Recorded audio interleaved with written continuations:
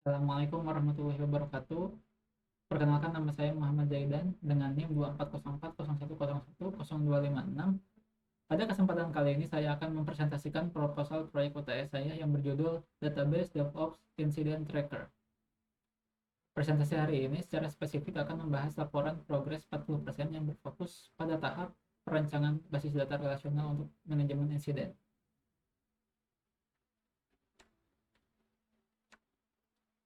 Berikut adalah agenda pembahasan kita hari ini yang mencakup pendahuluan dan urgensi proyek, metodologi pengembangan, detail laporan progres 40%, analisis dan desain, lalu yang terakhir ada roadmap dan rencana selanjutnya. Mari kita masuk ke latar belakang. Di era infrastruktur modern, cloud dan microservice, stabilitas sistem adalah hal yang mutlak. Namun tantangan terbesar tim DevOps saat ini adalah ketiadaan sentralisasi data insiden.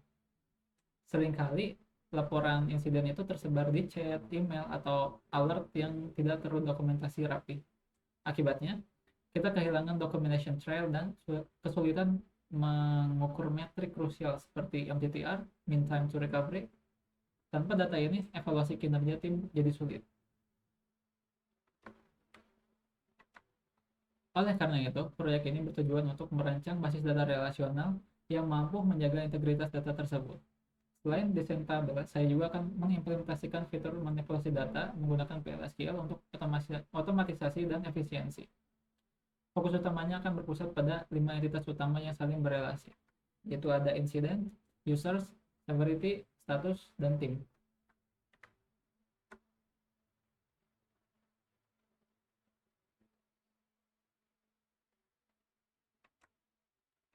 Untuk alur pengerjaan, untuk memastikan proyek ini berjalan sistematis, saya menggunakan alur kerja 5 tahap, dimulai dari analisis kebutuhan, dilanjutkan dengan database modeling, yang mana tahap kita saat ini, kemudian nanti lanjut ke implementasi PLSQL, pengujian, dan ditutup dengan dokumentasi.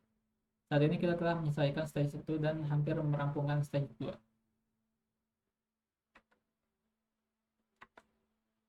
Masuk ke laporan progres 40%. Pada tahap analisis, saya telah melakukan studi literatur terkait Site Reliability Engineering untuk memahami standar manajemen insiden. Dari situ, saya mengidentifikasi kebutuhan fungsional sistem, seperti kebutuhan operasi CRUD dasar dan kebutuhan akan audit trigger untuk melacak perubahan data secara otomatis.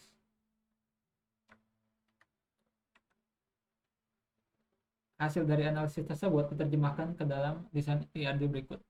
Terdapat 5 tabel utama yang saling terhubung. Ada insiden sebagai tabel pusat atau transaksi, lalu users menyimpan data pelapor, tim menyimpan data tim yang menangani, severity dan status ini tabel referensi untuk standarisasi klasifikasi insiden.